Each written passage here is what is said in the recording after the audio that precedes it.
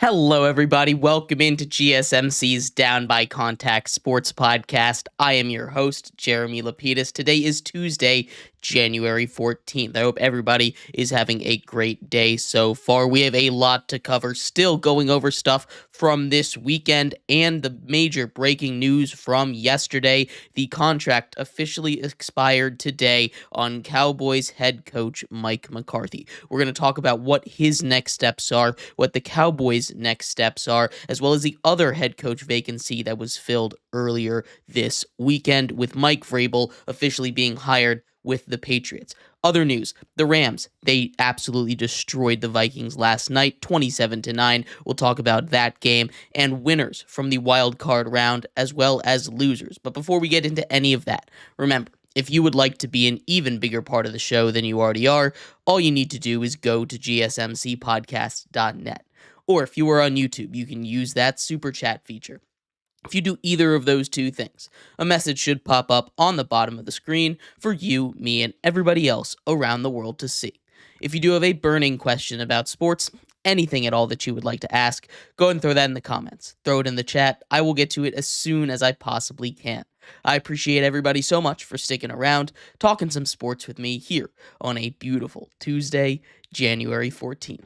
But like I was saying, we are going to start off our show today with the big news coming out of the world of football, and that is the Cowboys have officially let go of Mike McCarthy. His contract officially expired today, just a couple of hours ago, but this news became official yesterday.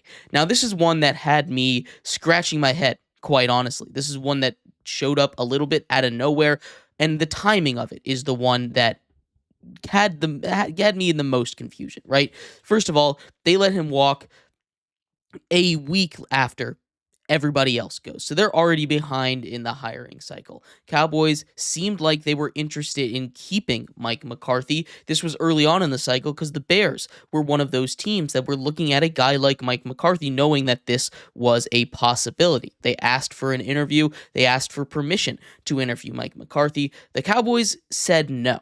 And I don't know if this is a situation of the Cowboys changing their mind or Mike McCarthy changing his mind or something going on, but something clearly happened within the last week to go from where the sides were reportedly dealing in money, had money agreements figured out, to now where they have parted ways. Mike McCarthy is a free agent head coach, and the Cowboys are now the sixth team with a head coaching vacancy. And the Cowboys' head coaching vacancy is a lot different than any other head coaching vacancy that's out there, right? Or it's very unique in the fact that, first of all, the timing. And again, that's the biggest mystery in all of this for me when we're breaking down this story, the timing of everything. Because they don't get access to guys like Mike Vrabel, who had already been hired as a head coach.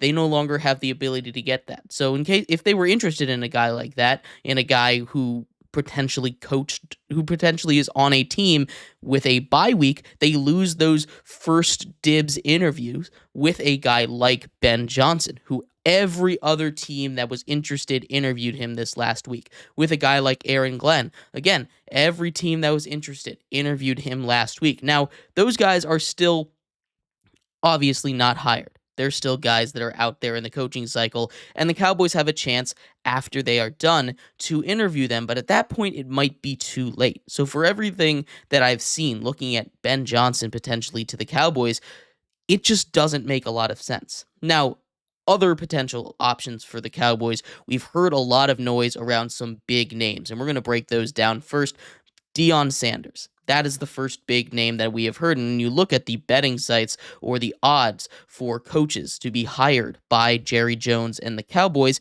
he is number one, plus 100 to go and be hired by the Dallas Cowboys. That's even money. And if he's going to go anywhere, if he's going to leave Colorado with his sons and go anywhere, it's probably going to be Dallas. But the question is he a guy that needs to coach his sons? Because we've said this before, the one thing that will drive him to the NFL immediately is if he gets to coach Shadur and Shiloh, right?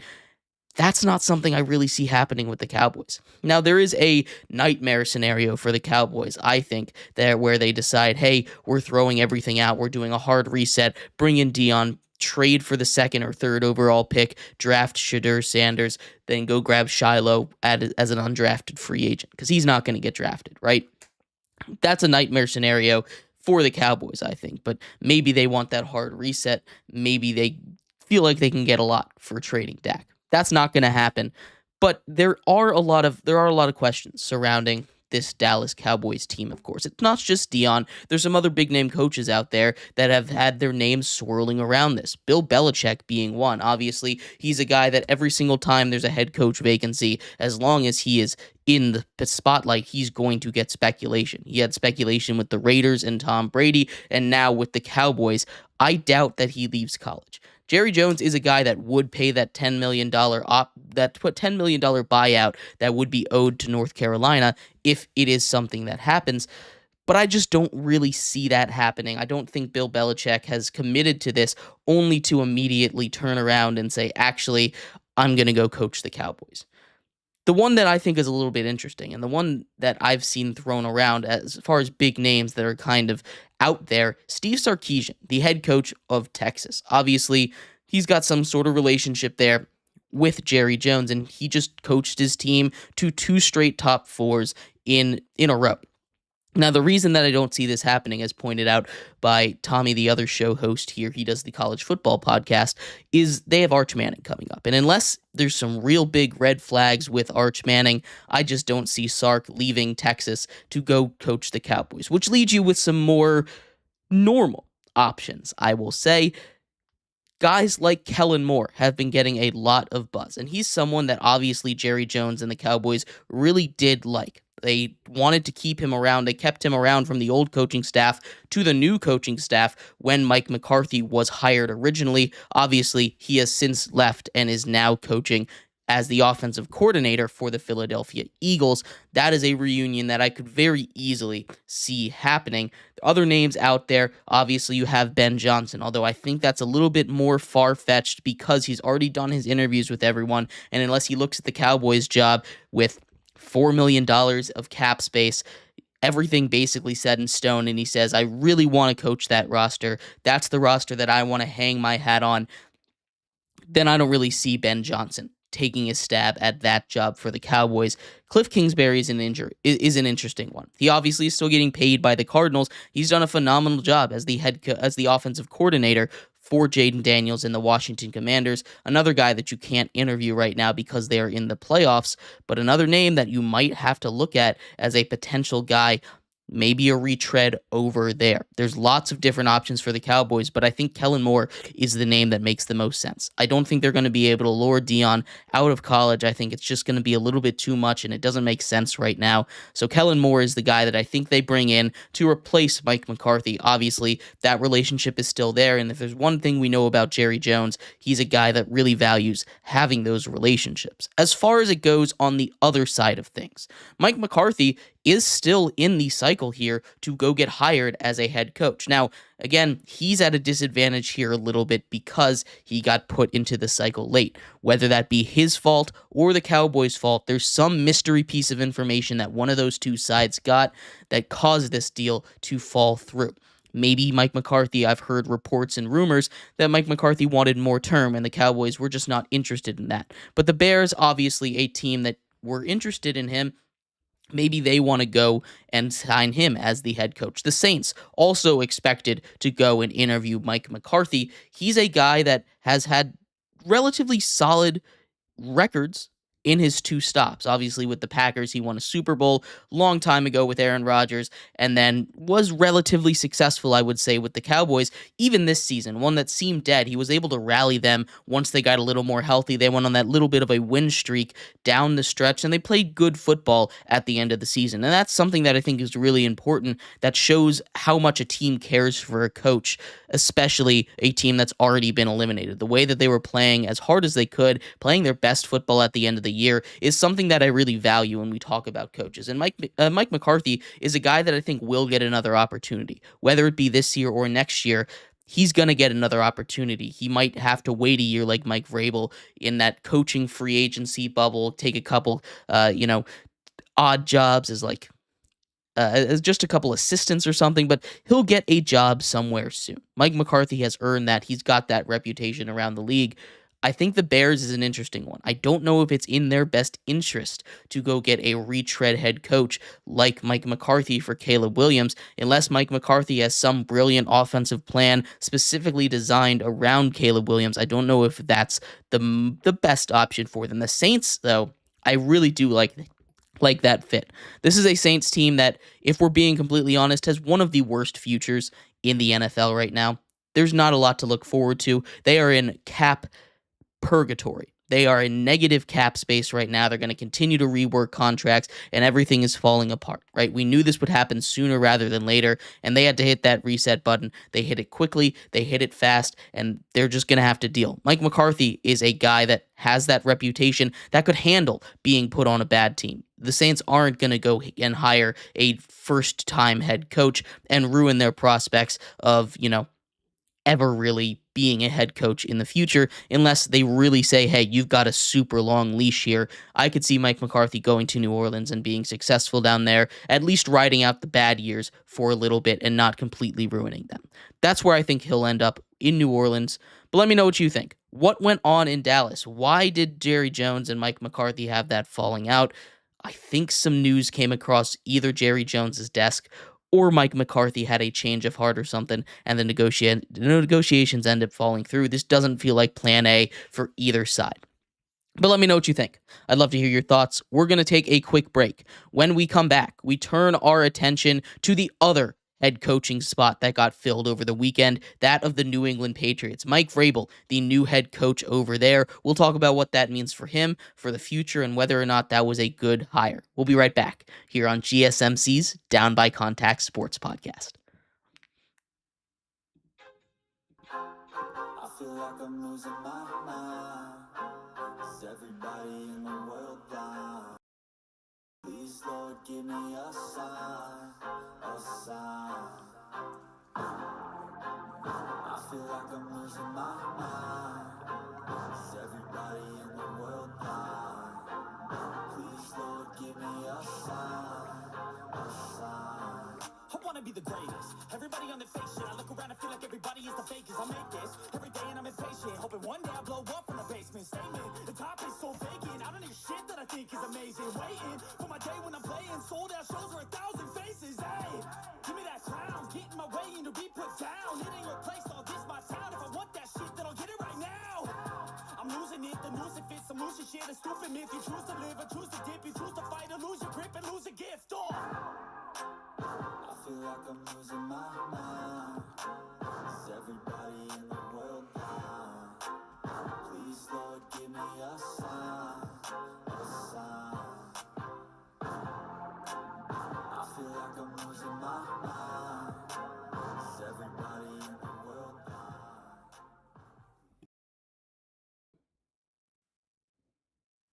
Welcome back to GSMC's Down by Contact Sports Podcast. I am your host, Jeremy Lapidus. Today is Tuesday, January 14th. If you were just tuning in, we just finished going over the big story of the last couple of days, that being Mike McCarthy officially out as the Cowboys head coach, a falling out. The contract expired officially today. In this segment, we turn our attention to the other head coaching news from the weekend. A busy weekend in sports as the Patriots have hired Mike Vrabel to replace Jerod Mayo.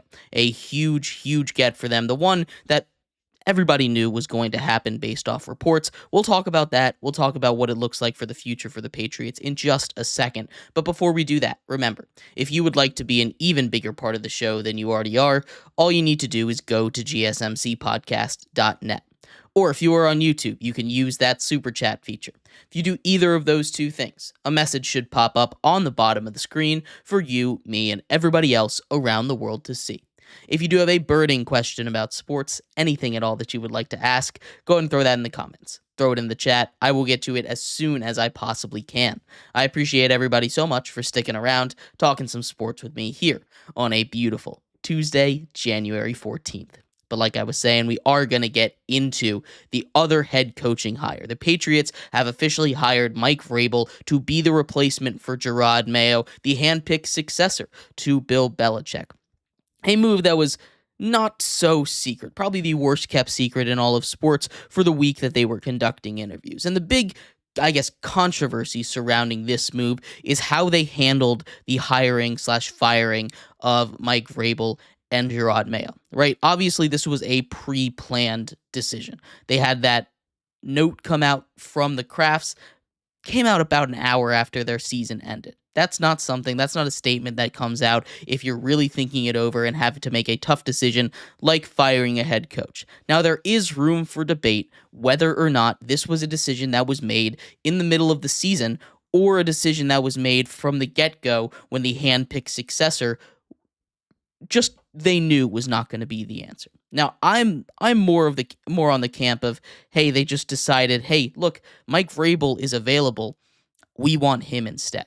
That's where it goes to. The question is, did they make that decision in the preseason, or did they make that decision in the middle of the season? These two coaches, to me, are, in all honesty, very similar, right? Mike Vrabel and Gerard Mayo, they both played for the Patriots organization. They're both more players coaches than scheme coaches. And those are the two, I guess, archetypes of coaches. You have your players coaches, you have your Mike Vrabels, you have your Dan Campbells, you have your guys like Mike Tomlin, and then you have your scheme coaches. You've got your Sean McVays, you've got your Kyle Shanahans, and obviously you need bits and pieces of everything, but there are general categories, right? And that's the way that I like to look at coaches. The Patriots deciding to bring in a retread for a team that has a future that you could potentially see is bright. You obviously have a quarterback in Drake May who showed a lot of signs of being successful. If I was the Patriots, and this is nothing against Mike Vrabel, I think Mike Vrabel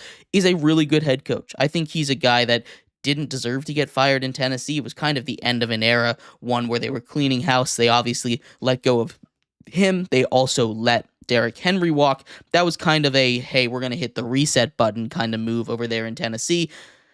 But it wasn't really anything he did wrong, right? He had that falling out with the GM.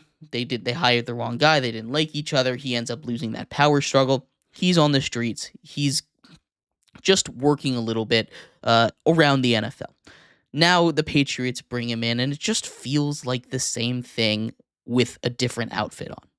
And I'm not saying it's not going to work. I'm not saying that, because Mike Vrabel clearly has a history of getting the best out of his players.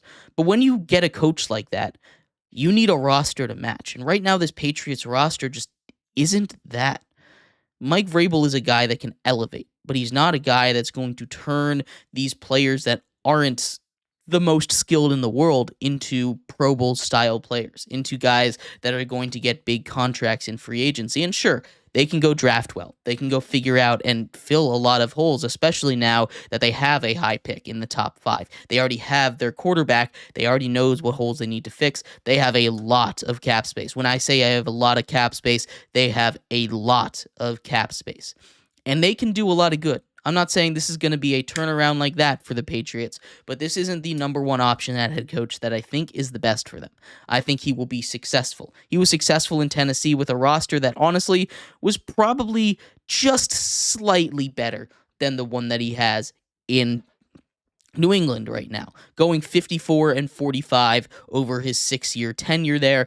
2-3 in the playoffs, made it to an AFC championship game one year, did it with guys like Marcus Mariota, Ryan Tannehill, right? He obviously had a lot of help. He had Derrick Henry the whole time, someone you could really rely on and not be such a heavy pass team, but still, he did a good job with what he was given, injuries that he was able to deal with. So this is a good hire. This is a low reward, this is a low risk, high reward kind of hire, right? You're not going to get a floor raising that you got when the Rams hired Sean McVay or the 49ers hired Kyle Shanahan. You're not getting that genius scheme football guy that's going to come in and revolutionize whatever you're doing offensively or defensively. But it is something where he's going to raise the floor of everybody on your team, and that is sometimes just as valuable. Sometimes you just need that leader of men in there. So do I think this is a good hire? Yes, I do. Do I think this is the best hire? I think they could have potentially gone out, especially with the situation they're in, and tried to lure a guy in that would have really, really put a super high ceiling on this Patriots organization, right? They go out and they get potentially Ben Johnson that can scheme these guys open. He has a quarterback potentially that he likes, a top 5 pick, and a lot of cap space. That is a job that a lot of people would covet. Instead, they kind of handpicked their guy. They knew who they were getting. And again, not necessarily a bad pick, but it's not what I would have done if I were in the Patriots organization. But let me know what you think. Would you have done that? Would you have hired Mike Vrabel? Would he have been your number one option? I'd love to hear your thoughts. We're going to take a quick break here. When we come back, the game from last night, the wild card round, finished up. The Rams took care of business, absolutely dominating the Minnesota Vikings, sending them packing in Arizona. We're going to talk about that game coming up in just a second here on GSMC's Down by Contact Sports Podcast. Looking for your daily fix of sports talk without having to pay for it? GSMC Sports Network is available on YouTube. Just search GSMC Sports Network. Get your fix of daily sports talk shows on YouTube. Absolutely free. NFL, college football, NBA, MLB, MMA, UFC, fantasy football, and so much more. GSMC Sports Network has shows running all day long, with new sports shows starting every 2 hours. Just like on your favorite cable sports channel, except GSMC Sports Network is absolutely free. Just search GSMC Sports Network on YouTube to catch one of your new favorite shows, like the GSMC College Football Podcast, Chip Shot Football Podcast, Hoops and Heels Women's Sports Podcast, GSMC Basketball Podcast, and so many more. Check it out for yourself. GSMC Sports Network, now available on YouTube absolutely free. Search GSMC Sports Network on YouTube right now.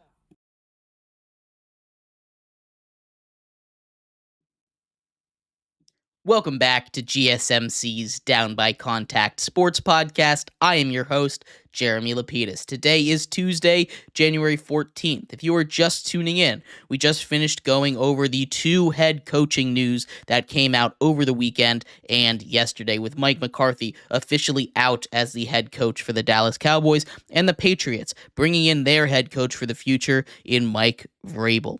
In this segment, we turn our attention to the action from last night. The Rams took down the Vikings in brutal fashion to advance to the divisional round against the Philadelphia Eagles. We'll talk about that game and its consequences for the Vikings, especially coming up in just a second. But before we do that, remember, if you would like to be an even bigger part of the show than you already are, all you need to do is go to gsmcpodcast.net. Or if you are on YouTube, you can use that super chat feature. If you do either of those 2 things, a message should pop up on the bottom of the screen for you, me, and everybody else around the world to see. If you do have a burning question about sports, anything at all that you would like to ask, go ahead and throw that in the comments. Throw it in the chat. I will get to it as soon as I possibly can. I appreciate everybody so much for sticking around, talking some sports with me here on a beautiful Tuesday, January 14th. But like I was saying, we're going to get into the big news from yesterday in the NFL, that being that final wild card game of Super Wild Card Weekend that saw the Rams absolutely blow the doors off of the Minnesota Vikings. And this is one that was kind of a toss-up. Obviously, there are themes there for the Vikings, but I want to start with the Rams on this one and what they did great. First of all, their physicality, especially on the defensive end, racking up 9 sacks. 9 sacks in a playoff game is huge. We talk about, I don't think as a media group we talk about enough how big sacks are in the game of football, especially for the defensive side of the ball. They are such a negative play. They are drive killers, drive stallers, and when you take 9 sacks in a game, you are just simply not going to win it, unless your defense on the other hand has some kind of magical game. You're not going to win if you give up and take 9 sacks. They also were able to score a touchdown on one of those sacks, a 57-yard fumble return for a touchdown by Jared Verse after a strip sack of Sam Darnold. That was just an absolute dominant game for the Rams, especially on the defensive line. That's going up against a Vikings offensive line that, well, it's not a top 10 unit in the league. It's definitely a solid unit. It's one that you look at and you're not mad about if you have to stand behind it. And they were giving Sam Darnold time in the pocket. But what that defensive line was able to do and what that secondary was able to do, making Sam Darnold uncomfortable, making him hold the ball just that split second too long, gave them exactly what they needed in this game, and they hold the Vikings to just 9 points. Now the Vikings, second week in a row, being held to just 9 points, but it's not just this, right? They have lost 4 games all season, right? If you include the playoff game that just happened. They've only lost to 2 teams. That's it. They've only lost to 2 teams. They finished 14-4 on the season. They've lost back-to-back games to the Lions and the Rams twice this season. And that's just one of those things that is a coincidence in the NFL sometimes. But sometimes you just can't beat these teams. Now, in the regular season, when they first matched up in weeks 7 and 8, the Lions versus the Vikings and the Rams versus the Vikings, Sam Darnold played, good football. In these last 2 games, week 18, pseudo playoff game, and the wild card playoff game, the 2 biggest games of Sam Darnold's career, he played awful. And that is the big storyline of this game, right? Sam Darnold was the big question mark heading into this season, was the big question mark heading into these games for the Minnesota Vikings, right? All season long, he'd played at a Pro Bowl level. There is no doubt about that. He has been amazing as a quarterback, and there's nothing you can do to take what he did this season away. But he has left just a sour taste in everybody's mouth with his last 2 performances, the 2 biggest games of his life, and he came out and gave us 2 stinkers.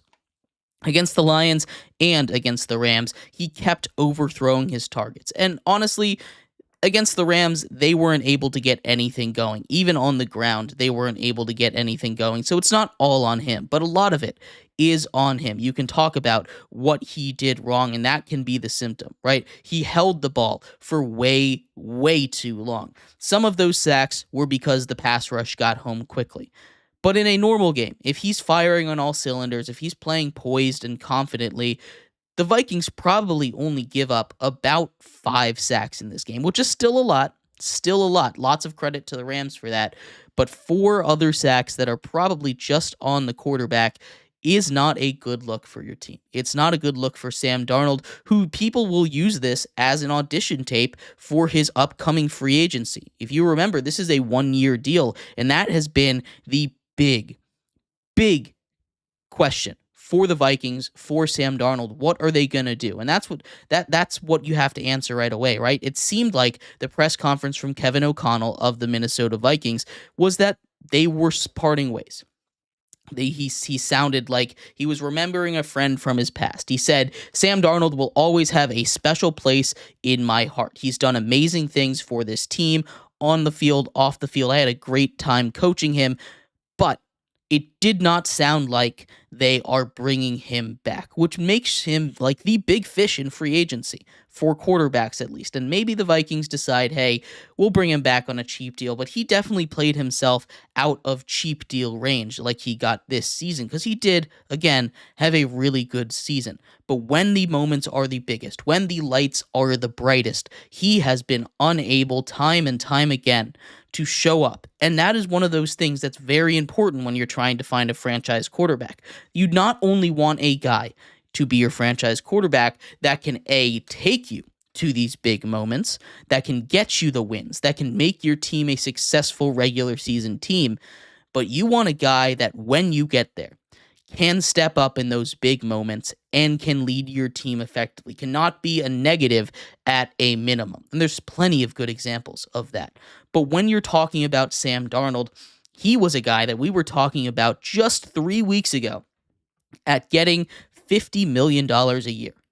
He is looking at now probably getting around 40, looking at like a Baker Mayfield type contract. And that's because he is the big fish in free agency. It's a not great quarterback draft. There are 7 or 8 teams that are really looking to get a quarterback, and he is someone that is available. He is someone that will get paid by someone, but there's going to be a lot of hesitancy. I don't think Sam Darnold, and again, I think Sam Darnold is a good quarterback. I think he's a quarterback that is deserving of Baker Mayfield type numbers if he's in the right situation. But you saw the way that he handled those high pressure games if he goes to a team that I think will end up signing him in the Las Vegas Raiders. I don't think that is a team that is going to be good for him. With the Vikings, it is just about the perfect environment you could possibly want to be in to be a successful bridge quarterback, right? You have the weapons. You have Jordan Addison. You have Justin Jefferson. You have TJ Hawkinson. You have Aaron Jones. You have a pretty good offensive line, and you have a really good defense, right? That checks every single box that you need to check as a quarterback for your look for a perfect destination, right? Just about any quarterback could succeed with Kevin O'Connell's scheme. Put that coach check mark there as well. If you take Sam Darnold out of there, he's not going to regress back to his Jets form. I don't think he will. But he is for sure not going to be as good as he was this year. And I think a lot of teams are just going to have to bite the bullet when they're bidding for Sam Darnold. He's still going to get paid, but he has lost just about $10 to $15 million a year, probably about $40 to $50 million total because of his performances in these last big games. Again, a guy that I think deserves another chance, a guy that I think deserves another contract because 4,000 yards, almost 30 touchdowns is a really good season. But there's also the risk that you have to understand when you bring in a guy like Sam Darnold. I think he's still going to get paid the most. Not in Minnesota, though. But let me know what you think. I'd love to hear your thoughts on this game, on Sam Darnold. We're going to take a quick break here. When we come back, winners and losers from the wild card round. The wild card round, of course, officially over. We got 5 winners, 5 losers coming up next here on here on GSMC's Down by Contact Sports Podcast.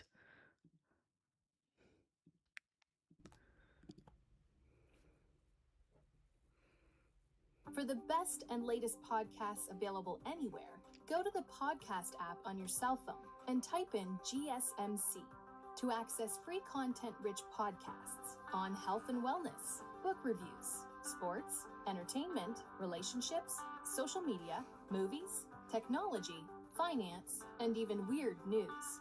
Subscribe and download the GSMC Podcast Network's family of shows, available everywhere podcasts are found.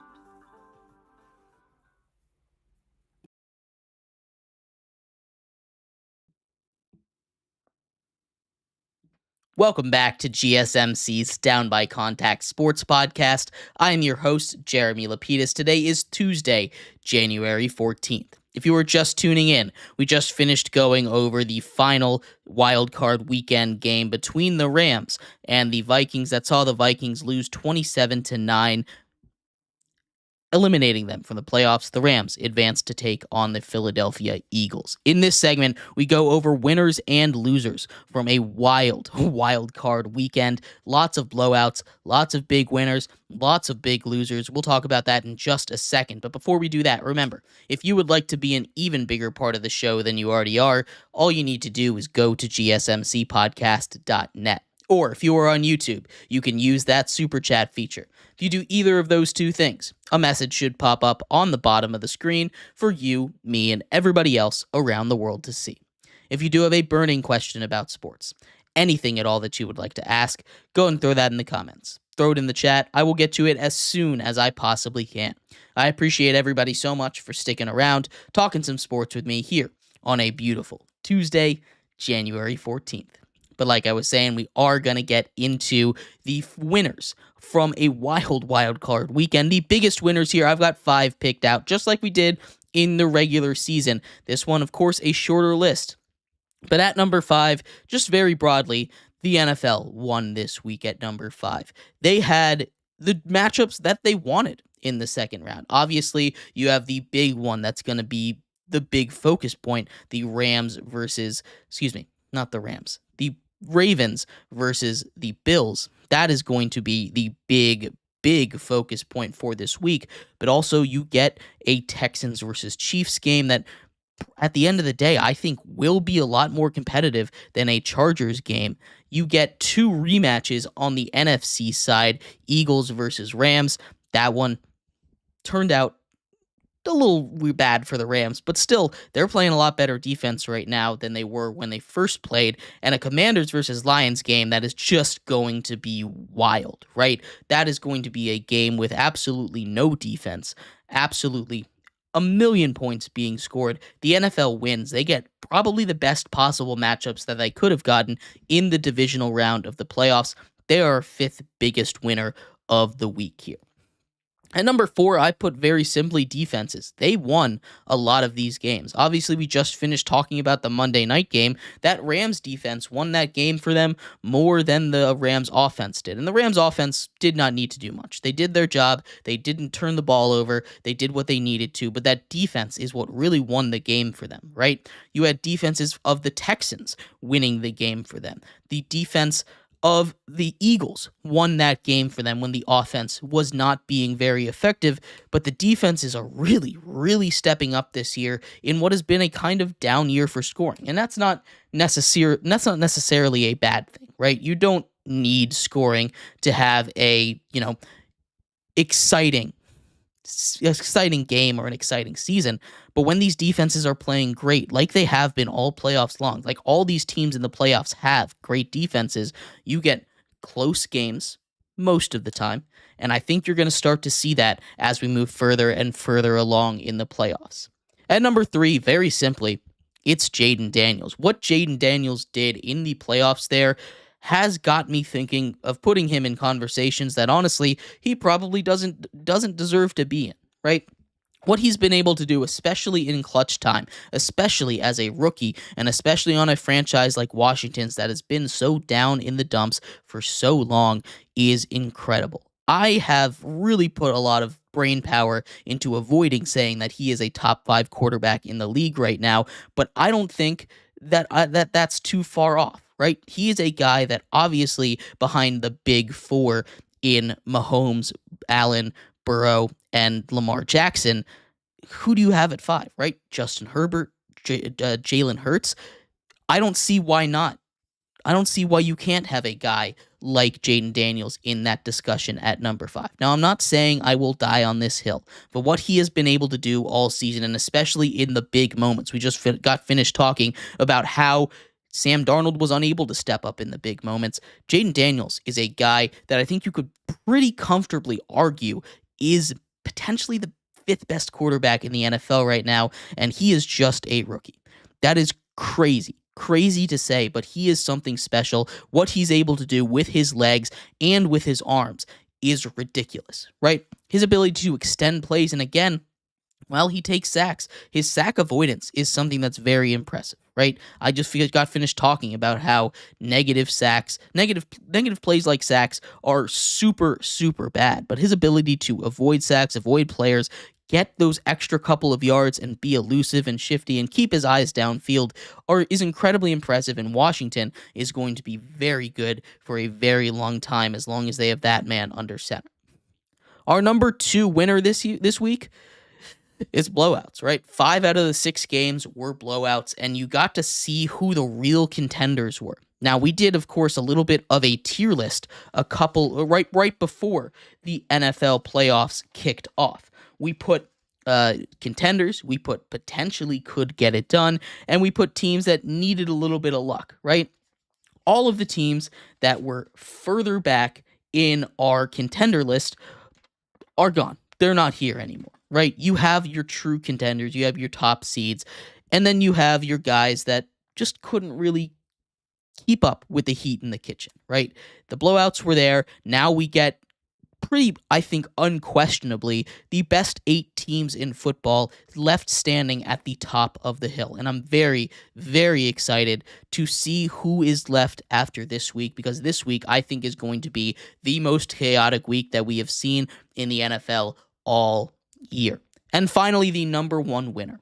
We could not put any team on here but the Washington Commanders, right? The Washington Commanders get their first playoff win in 20 years. Not since 2005 have the Washington Commanders won a playoff game. They have not had this kind of success since 1991 when they last won a Super Bowl. They have not been this kind of franchise where I look at them and say, oh, they are dangerous in my entire lifetime.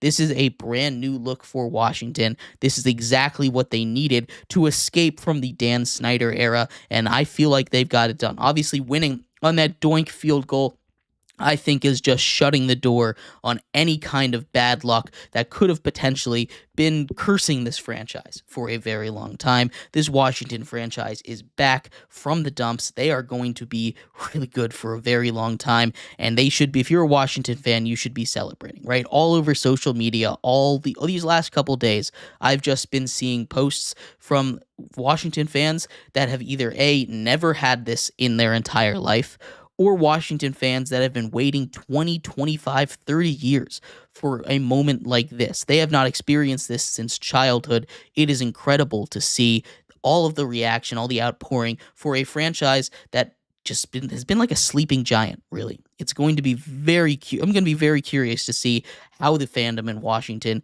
continues to develop over these next couple of years because, like I said, Jaden Daniels is a guy. And it's going to be very exciting to be a Washington fan, not something that you could say 3 years ago and get a serious look. But those are the biggest winners. Let me know what you thought. Who was the biggest winner this week? We're going to get into the losers coming up after this break, so make sure you stick around for that. 5 losers coming up next here on GSMC's Down by Contact Sports Podcast.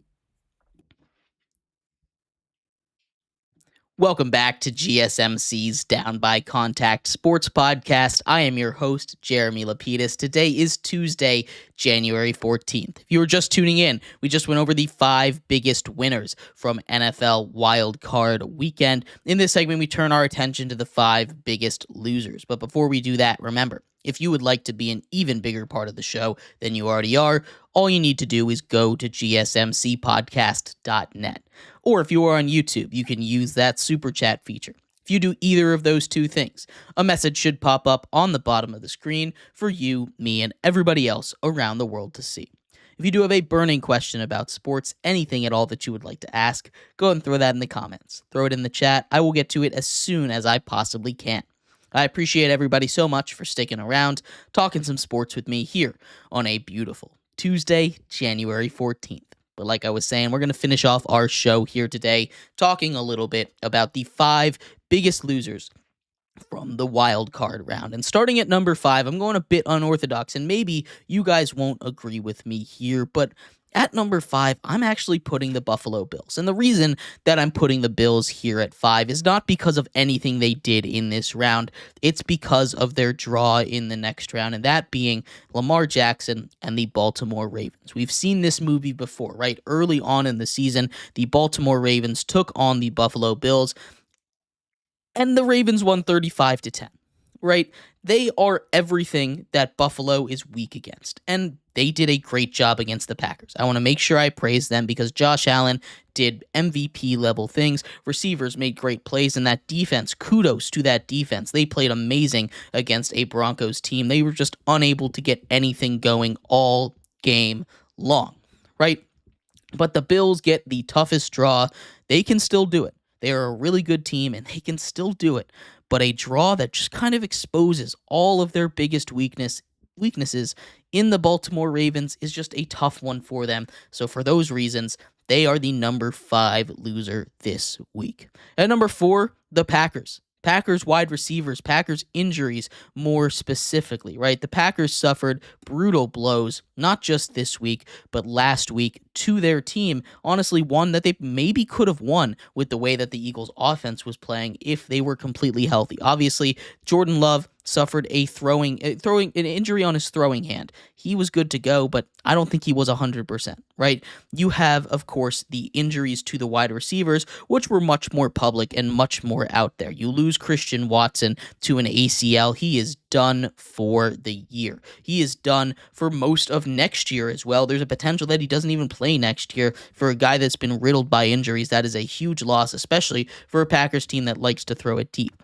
In the game, they lose their number 2 receiver or number 1 receiver in Romeo Doubs to a concussion, and then they lose Jaden Reed to a shoulder injury, right?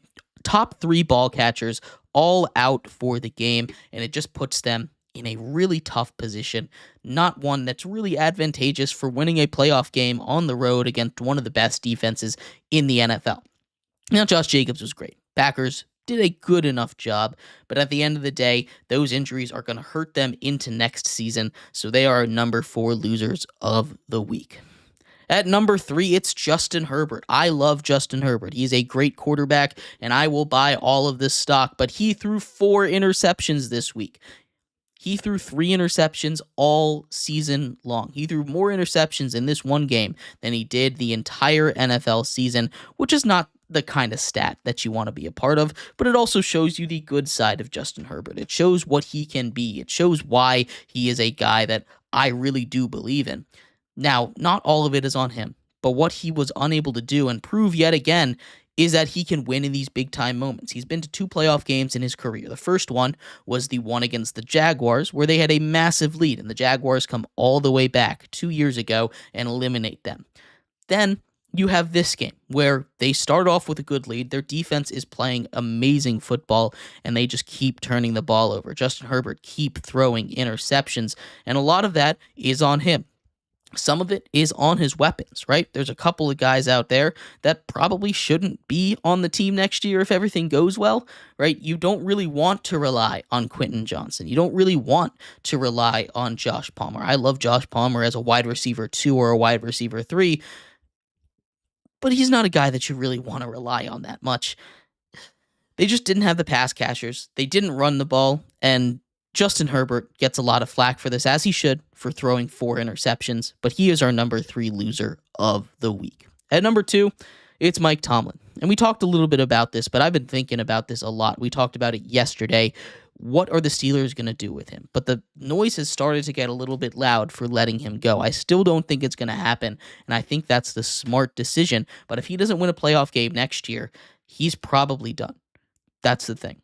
They gave him that 3-year contract at the beginning of the year, so he's got a couple more years left on it. And the Steelers, they don't like to fire their coaches, especially one that's been doing as good of a job as Mike Tomlin has done. But the noise is starting to get loud, and it's coming from outside of Pittsburgh this time. I don't know what is going to happen over there, but sometimes you need to make a change. The Pittsburgh Steelers are going to be good. They are. But they need to make a big move this offseason for a quarterback. They need to potentially trade up with a team, give a lot up for it. Again, not the best draft to do it, but they really need a quarterback, and they need one in the worst way. If they trot out Russell Wilson again, if they trot out Justin Fields again, I just don't think that the city of Pittsburgh is going to be very happy, and I don't know how much longer of a leash that they're really going to give to Mike Tomlin, as unfair as that might be. He's our number 2 loser of the week. And the number 1 loser of the week, it's Sam Darnold. There's no one else that could be at the top of this list. Sam Darnold not only lost a game for his team, took 9 sacks, held the ball way too long, was inaccurate, kept overthrowing guys, but probably lost out on about $50 to $60 million total with his performances in these last 2 games. That is a brutal way to end your season, especially one that has been so positive and so good for a guy like Sam Darnold. He is the biggest loser of the week, and I don't think anybody else is even remotely close to how big of a loser that Sam Darnold is right now. He'll bounce back. He'll get still paid probably $30 to $40 million a year, so he'll be just fine. But as far as right now, that was a brutal week. That was a brutal way to end your season, and Sam Darnold is the biggest loser. But let me know what you think. I'd love to hear your thoughts on any of this, and thank you everybody so much for tuning in to today's episode of GSMC's Down by Contact Sports Podcast. We will be back tomorrow, same time, same place, talking all of the biggest news from around the world of sports. We'll cover a little bit more NFL. We'll talk some college football, some new rules being proposed over there, and maybe a little bit of hockey and basketball as well. We'll be... Thank you again for tuning in. I'll see you then. Have a good one. Bye-bye.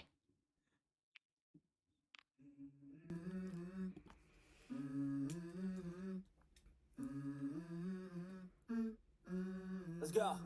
I wake up to a little bit of drool on my pillow, feel like it's gonna be a bad day. Yeah, I'm tired of shit, and the coffee ain't hit yet, damn, ain't that great.